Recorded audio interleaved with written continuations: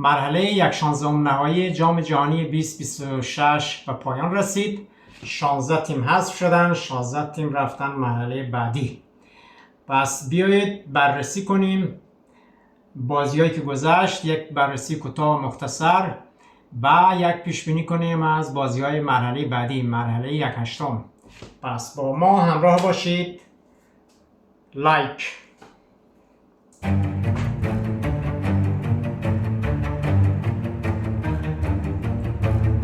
خب دوستان عزیز، خوش آمدید به کانال خودتان. امیدوارم که خوب، خوش، سلامت و سرحال باشید.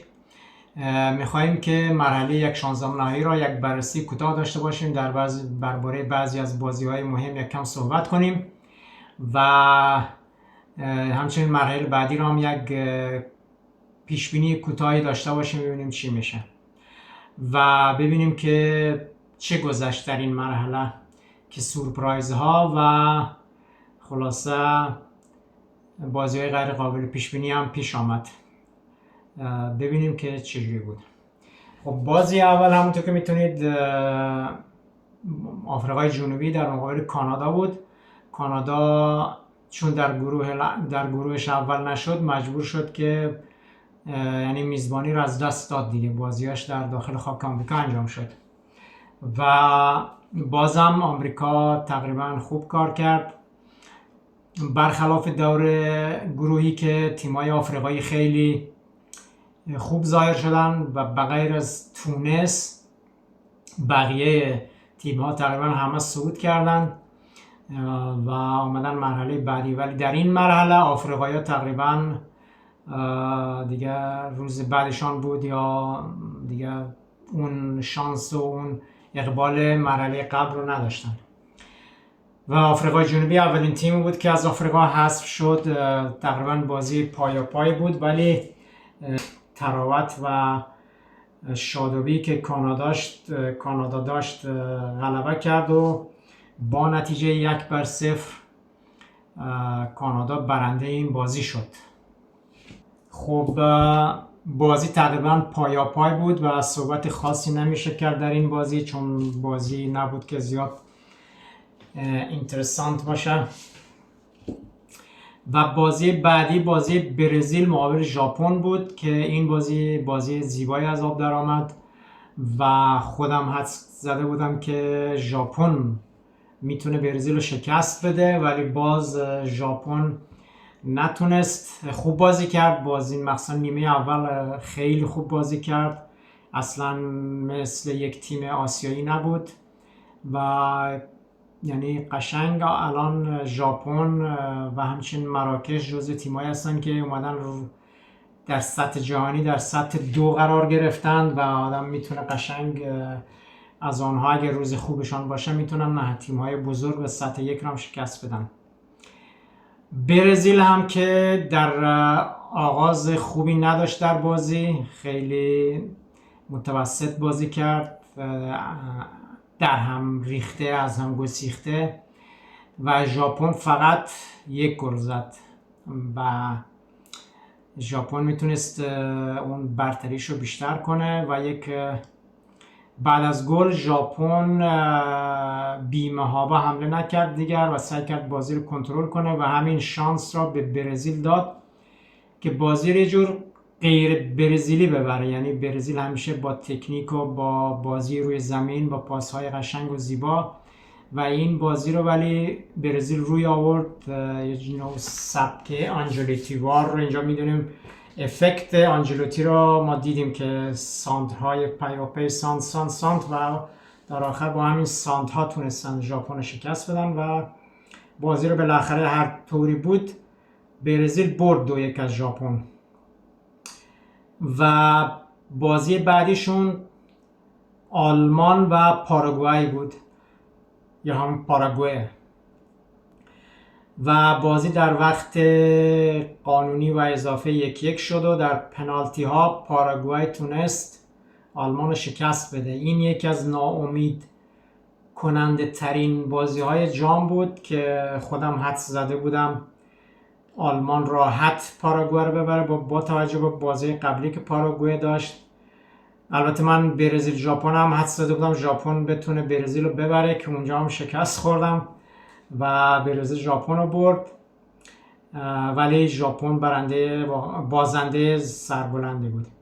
آلمان ولی بازنده سربلندی نبود، خیلی بد بازی کرد. اصلا نمیدونم، ناگلزمن یه جوری اصلا انگار بازی قبلی پاراگوئه رو نگاه نکرده بود. یه سیستمی انتخاب کرده بود که خلاقیتش خیلی کم بود. وقتی تیم‌های اتوبوسی یا لو بلاک بازی میکنن تو باید بیشتر بازیکنایی بیاری که تکنیکی باشن، مثل جمال موسیالا. اینا رو استفاده نکرد و ضربش هم خورد و خب یکی از تیم‌های خوب حذف شد متاسفانه. بازی بعدی هم هلند مراکش بود که این بازی رو من گفته بودم 50-50، چون به قدرت مراکش من ایمان دارم، چون واقعا با هم ستاره‌های خوبی دارن هم تیمی خوب بازی میکنن و مراکش تونست در طول بازی و وقت اضافه 1-1 کنه با هلند و یه جوری هلند رو به بازی گرفت. مراکش خیلی خوب بازی کرد. هلندی که ما در گروهی دیده بودیم هلند تقریبا خوبی بود، ولی مراکش خیلی بازی خودشو کرد، خیلی جسورانه، با ابهت، با فرارها و تاکتیک های خیلی خوب، پاسکاری های جالب. واقعا تیم یه هارمونی خوبی پیدا رسیده به مراکش و تونست در ضربات پنالتی هلند رو ببره. من یه جوری آخر بازی میدیدم 2 وقت اضافه هلند یه جوری بازی میکرد میخواست بازی رو ببره تو پنالتی. وقتی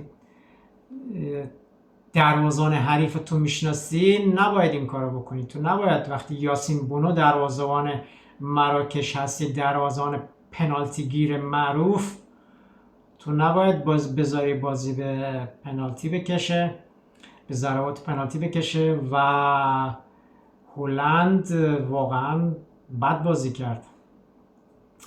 یعنی مخصوصا تو دو تا تایم 15 دقیقه وقت اضافه اصلا شوت به دروازه اینا نداشت مثل که هلند، و مراکش خیلی جسورانه و خوب بازی کرد و موزش هم گرفت و این تنها تیم آفریقایی بود که اینجا موفق شد بره مرحله بعد تا اینجا.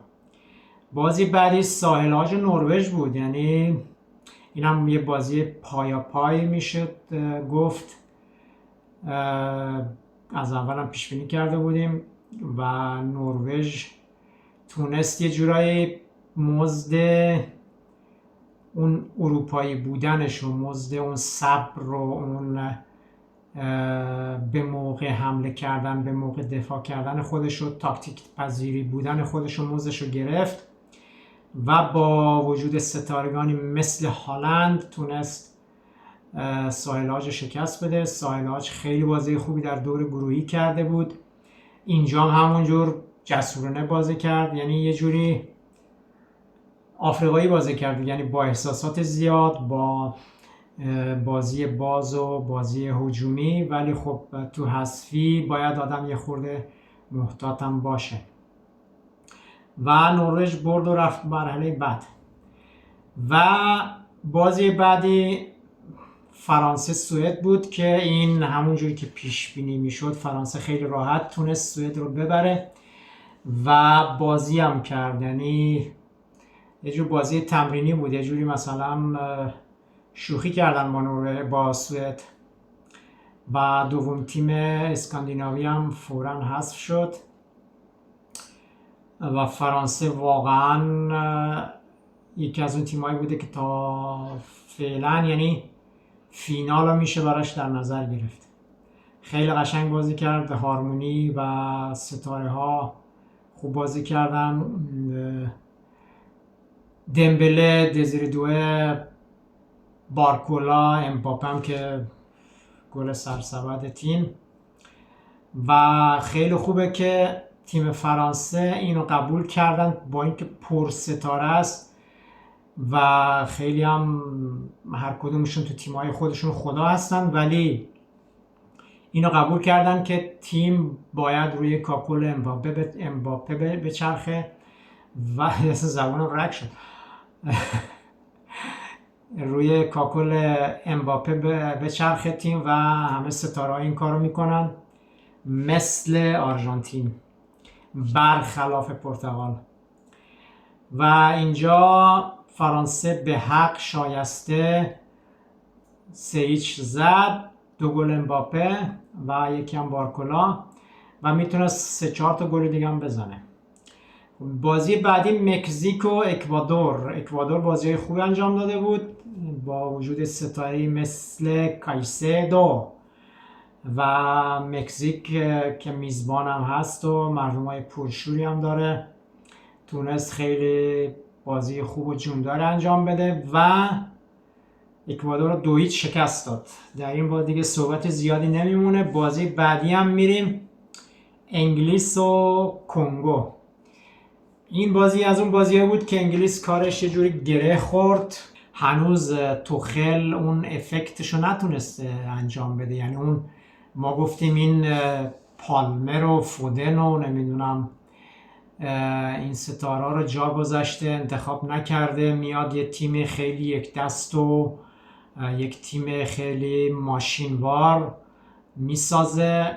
خب اگه اینجوری میخواستی بازی کنی که بازی تو فعلا روی کاکل تک ستاره ها میچرخه. پس تو چنین تیمی وجود پالمر، وجود فودن، حتی هری مگوایر هم یعنی به دردت میخورد که ما گفتیم توی یه تیم یک دست درست میکنی که همه تیم مثل ساعت سوئیسی تمام وظایفشون رو دقیق انجام بدن و تو اون پالمر و فودن رو گذاشتی کنار که به اونا مثلا برای خودشون بازی میکنن، در صورتی که چنین نیست. هم پالمر هم فودن خیلی بازیکنای تیمی هستند و تکنیکشون همیشه در خدمت تیمه و اینجا قشنگ کمبود پالمر و فودن حس شد و کنگو بازی تقریبا هوشمندانه انجام داد، جلو هم افتاد و فقط وجود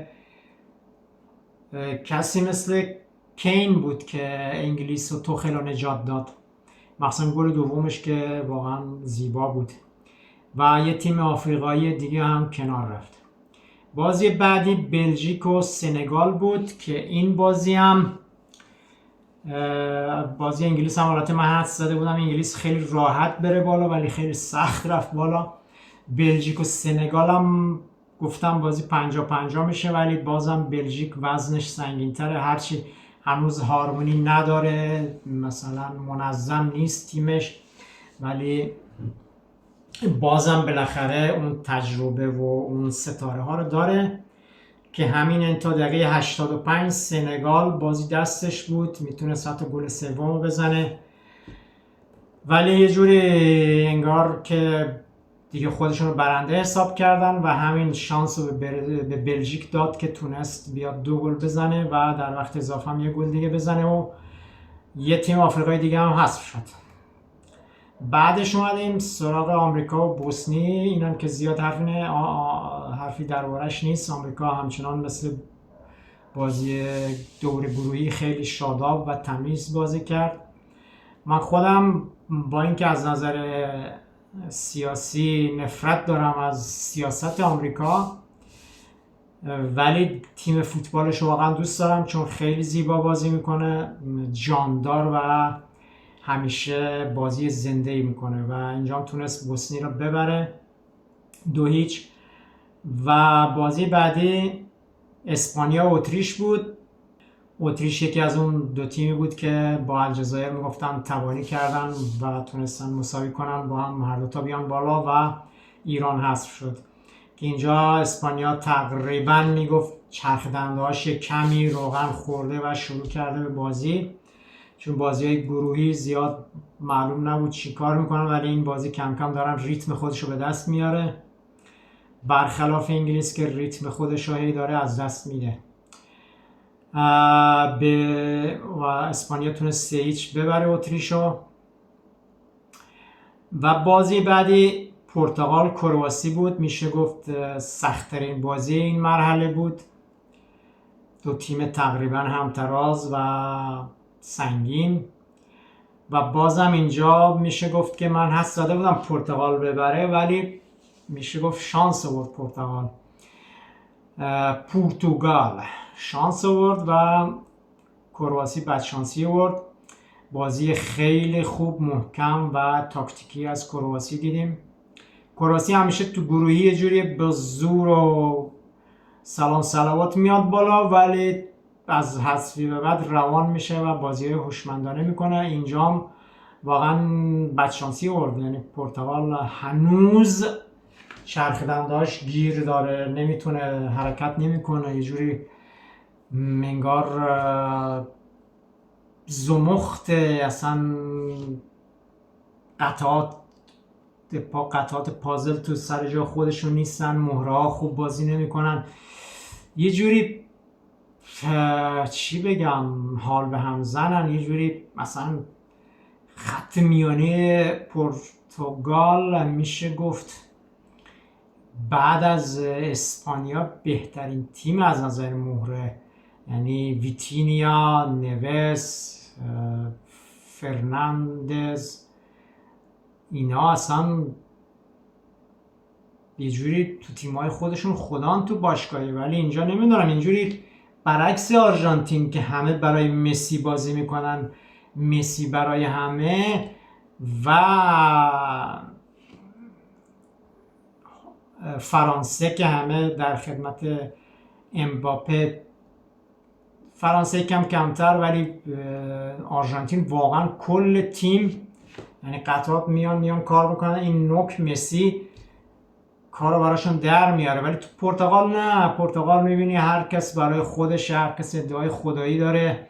و نمیگم بابا اگرم رونالدو برنده بشه، یعنی پرتغال برنده بشه، درسته کردیت زیاد میره برای رونالدو، ولی خب شما هم جزو همون تیمین، شما هم جزو همون اسکوادین، شما هم کشور پرتغال در مرحله اول میره بالا، نه رونالدو. اول پرتغال میره بعد رونالدو. و دیدیم که آرژانتین اینو قبول کرده، از مربی، فدراسیون، بازیکن‌ها، فیفا، داورا همه در خدمت مسی هستن و مسی راحت با خیال راحت کارشو میکنه. ولی اینجا نه، اینجا میای تمام تیم بد بازی میکنه و یه عده عقده‌ای محض از جمله تیری هانری و مثلا زلاتان، اینا میان فشار میزنن روی رونالدو. با تو اگر یک احمق به تمام معنا باشی هم باید بدونی رونالدو که نه دفاعست، نه هافبک، نه گوشاست، نه نمیدونم پست ده. رونالدو اون نوک پیکانه، وقتی از این ته هیچ زوری نیست اون نوک هم حرکت نمیکنه. تو باید اون پاس و موقعیت رو بدی به رونالدو تا برای تموم کنه. اینا هر احمقی میدونه، هر کوری هم میدونه که اگه تو فرصت رو فراهم کنی برای رونالدو هنوز هم یکی از بهترین فینیشرهای دنیاست. رونالدو بهترین گلزن تاریخه، داره میرسه به 1000 تا گل زده کاریرش. تو چجوری میای تیری هانری که تو اصلا کفش رونالدو هم نمیشی، تو عقده داری از رونالدو چون رونالدو اومد تو رو خاک کرد، یا مثلا زلاتان، اینا اصلا چی میگن، اون جرم کفش استوک رونالدو هم نمیشید.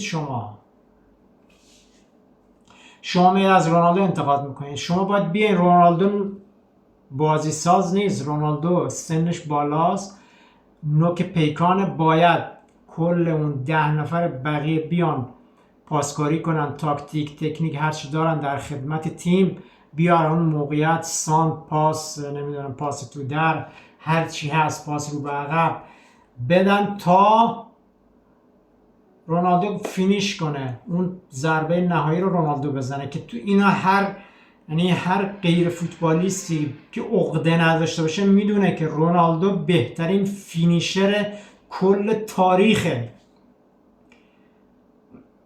طرف رکورد کل گل دنیا رو داره تو کل تاریخ. تو چجوری میای از رونالدو انتقاد میکنی؟ و پرتغال تونست با شانس کرواسی رو ببره و دیگه مودریچ هم متاسفانه حذف شد. یکی از بهترین بازیکنایی که یعنی بدون توجه که تو طرفدار کدوم تیم هستی تو نمیتونی از مودریچ بدت بیاد، چه بارسلونا باشی، چه منچستر باشی، چه چلسی باشی، تاتنهام باشی، نمیدونم میلان باشی، اینتر باشی، گامبا اوزاکا باشی، نمیدونم لوکوموتیو باشی، هر چی باشی تو نمیتونی از مودریچ بدت بیاد. و من شاید آخرین بازی فوتبالش انجام داد. متاسفانه با این سنش دیدیم که اون خط هافک معروف پرتغال چی کار کرد باشون، یعنی یه جوری باشون الله کلنگ بازی کرد و تو قوطی کرده بود هافکای پرتغال. و خب بازی بعدی سوئیس الجزایر بود که این هم الجزایر که از همون تیم‌هایی بود که صحبتش بود با اتریش توانی کردن تا خودشون بیان بالا و ایران حذف بشه، که این هم همینجا 2-0 سوئیس تونست راحت الجزایر رو ببره، زیاد حرفی برای گفتن نداشت و تیم آفریقایی دیگه هم حذف شد. و بازی بعدی استرالیا و مصر بود که این هم دیگه 1-1 شد و در ضربات پنالتی مصر تونست استرالیا رو شکست بده و دومین تیم آفریقایی که هر دوتا اتفاقا از شمال آفریقا هستن اومدن بالا، تیم‌های مرکزی و جنوب اونا همه حذف شدن و مصر هم تونست بیاد بالا.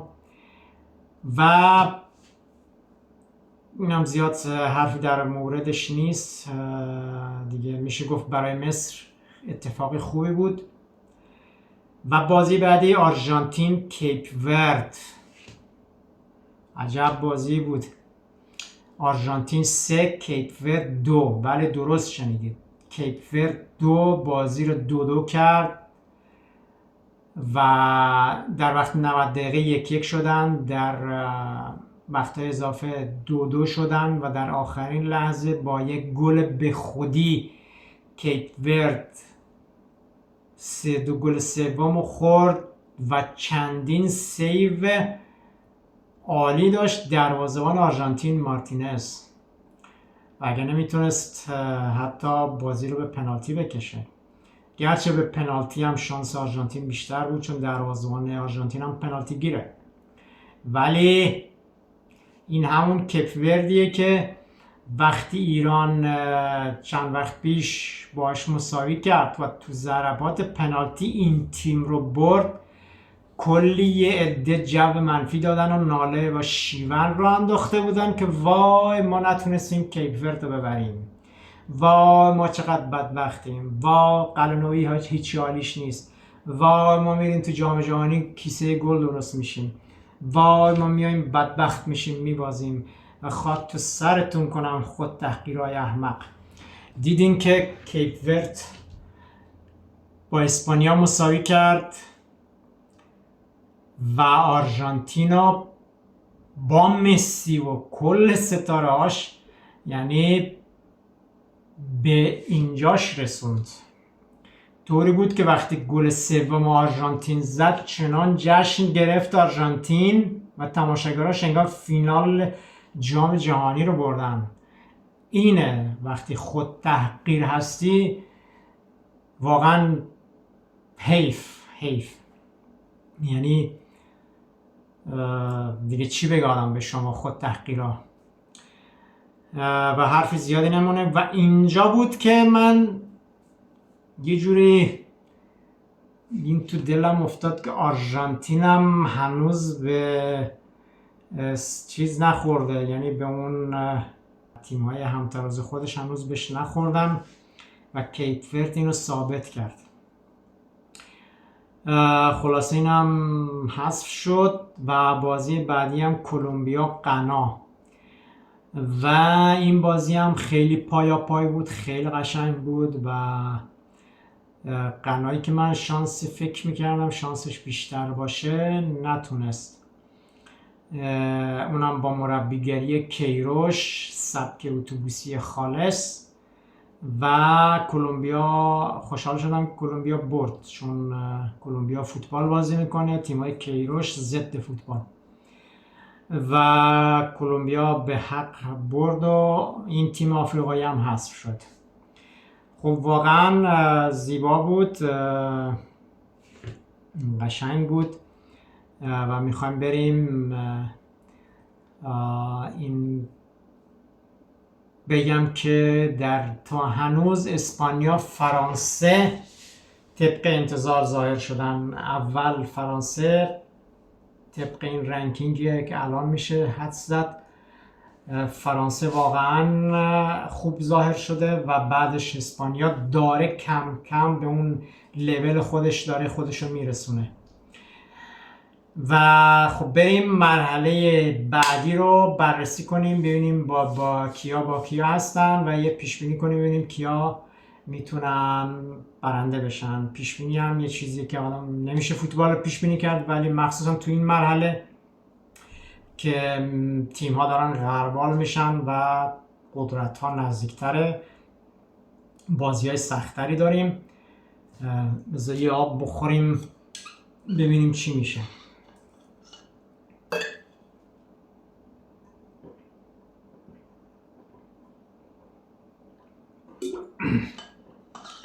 به به. و بریم ببینیم بازی مرحله بعدی چی میشه دیگه.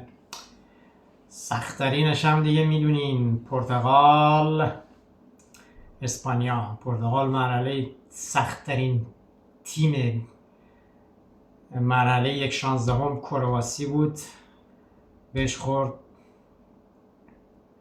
و مرحله 1/8 با اسپانیا خورده.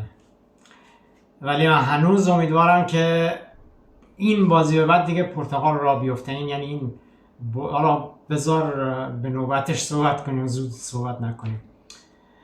میریم مرحله بعدی. خب بریم بازی مرحله بعد رو یه پیش بازی گفتگوی مختصر و پیشبینی داشته باشیم. بازی اول شنبه 13 تیر، کانادا مراکش دیگه نمیشه زیاد دربارهش صحبت کرد. فقط اینو میگم که مراکش، من پیش بینی میکنم مراکش تقریبا خیلی راحت تر بتونه کانادا رو پشت سر بذاره. با تجربه و ستاره هایی که دارند مراکش میتونه کانادا رو راحت ببره و دیگه کانادا تا اینجا رسیده دیگه بسشه. بازی بعدی پاراگوئه فرانسه و همین حرف رو میتونم درباره پاراگوئه بگم که پاراگوئه هم دیگه بستشه با اون فوتبال اتوبوسیش دیگه. تا اینجا آمدن یا آفرینش، همین که تونستند آلمان رو حذف کنن کاری بزرگی کردن و باید برن با همون خوش باشند. و فرانسه دیگه اینجا دیگه زمین سختشون میشه دیگه، خیلی راحت باید فرانسه ببره و 1-2 گل هم دوباره امباپه بزنه. رقابت آقای گلی هم بین امباپه و مسی و هالند و کین سخت در جریانه و دیگه فرانسه باید بتونه راحت پاراگوئه رو ببره. بازی بعدی برزیل نروژ. این از اون بازی است که میشه گفت خیلی کم کفه ترازو به نفع برزیل، اونم به خاطر تجربه و اون سنت فوتبالی که برزیل داره و 5 دوره قهرمان جهان شده. هرچی نباشه اون شمه از اون تیم هرچی نباشه بازم برزیله و نروژ باید بتونه ببره. ولی خب پیشبینی اینم سخته، خیلی میگم خیلی کم میشه گفت، یعنی 55-45 شانس برزیل بیشتره یا 60-40 دیگه. یعنی انقدر بازی برد روشنی و واضح رو نمیشه آدم برای برزیل پیش بینی کنه با وجود هالند اینا، ولی خب راحت هم نمیتونن ببرند و شاید تقی به توقی بخوره یک بالاخره شاید نروژ هم بتونه برزیل اینجا شکست بده، ولی شانس برزیل بیشتره. بازی بعدی مکزیک انگلیس. اینجام اگر انگلیس بخواد مثل بازی با کنگو بازی کنه که کارش خیلی سخته، چون مکزیک هم میزبانه هم خیلی بهتر از کنگو بازی میکنه، هجومش خیلی بهتره، روحیه‌شون بالاتره و میزبان هم هستن و انگلیس اگه میخواد این مرحله رو رد کنه باید خیلی بهتر از اینا بازی کنه، خیلی منظمتر، خیلی بهتر، کم اشتباهتر بازی کنه و توخل هم باید اون ژن آلمانیش و اون تاکتیک های غیر منتظرش رو کنه دیگه. نه اینکه تو وقتی الان انتظارات از تو خیلی بالاست، چون تو گفتی من پالمر و فودن اینا رو نمیبرم که یه تیم یک دست داشته باشم و این تیم هرچی هست غیر یک دست، خیلی دست انداز داره، خیلی وضعیت خرابه. ولی بازم شانس انگلیس باید بیشتر از مکزیک باشه، ولی شب سختی خواهد داشت انگلیس اگر اینجوری که بازی کرده تا حالا بازی کنه. و بازی بعدی هم پرتغال اسپانیا. این من بازم هنوزم امیدوارم که اون باز ستاره های پرتغال به خودشون بیاد، یعنی تا هنوز من فکر میکنم اینا تیم های یه جور از خودشون یکم پایین تر بوده و اینها همیشه با دست بالا اومدن، یعنی گفتن ما ویتینیا هستیم، نمیدونم برونو فرناندز هستیم، ژائو نویس هستیم، مندز هستیم، ما فلان هستیم، پسان هستیم، هر کدوم ما ادعای خدایی داریم. پس اومدن گفتن با کارشون مشکل خورد، ولی من حدس میزنم یا امیدوارم که مقابل اسپانیا این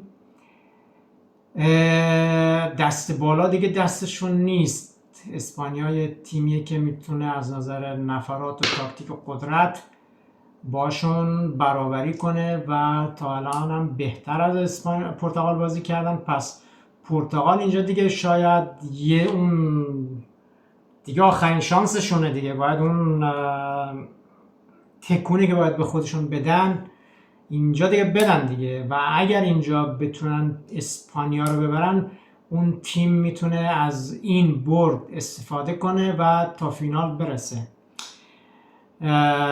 و اون انرژی و اون شوق و شعف و اون نمیدونم روحیه خوبی، اون روحیه رو بگیرن و برن بالاتر. ولی به طور نرمال 60-40 شانس اسپانیا بیشتره، چون اسپانیا تیمتره و بازیکناش خیلی روی زمین تر هستند، بازیکناش خیلی غرور ندارند و مربیشون هم بهتر از مربی پرتغاله. و بازی بعدی هم بلژیک آمریکا.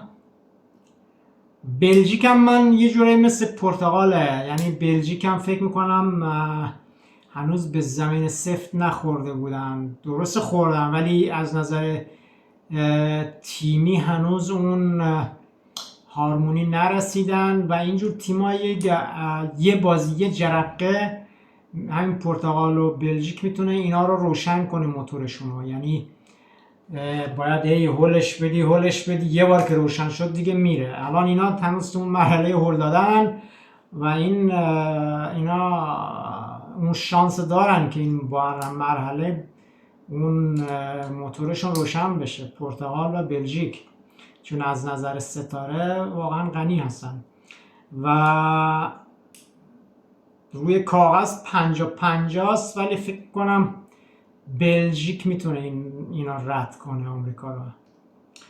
و بازی بعدی هم آرژانتین و مصر که باز هم یکی از تو این کل این 16 تیم فکر کنم ضعیفترینش مصر باشه، نه کاناداست، بعدش مصره که اینم آرژانتین خورده دیگه. نمیدونم چجوریه که زمین و زمانم یه جوری دست به دست هم میدن به نفع آرژانتین.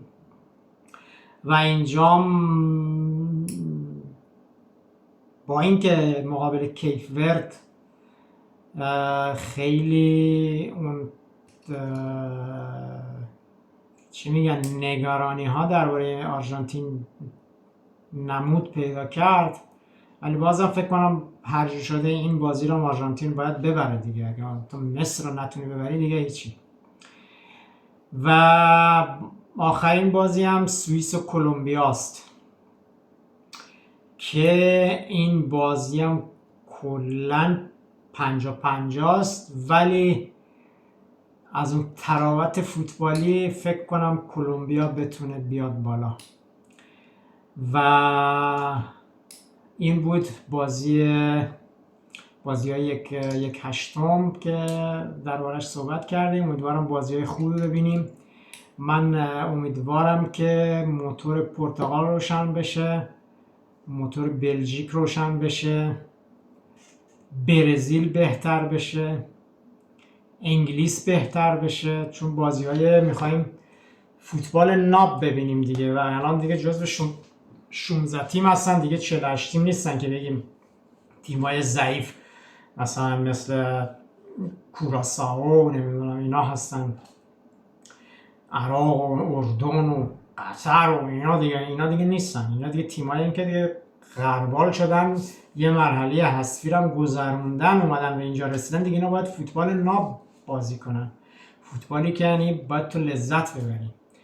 و خب امیدوارم که خوشتون اومده باشه، به امید موفقیت و سلامتی همه شما دیگه. اگر تماشا کردین تا این لحظه لایک رو داشته باشید. روزگارتان خوش، به امید بازی های بسیار زیبا و قشنگ دیگه. شاد، سربلند و خندان، پیروز و سلامت باشید. خداحافظ.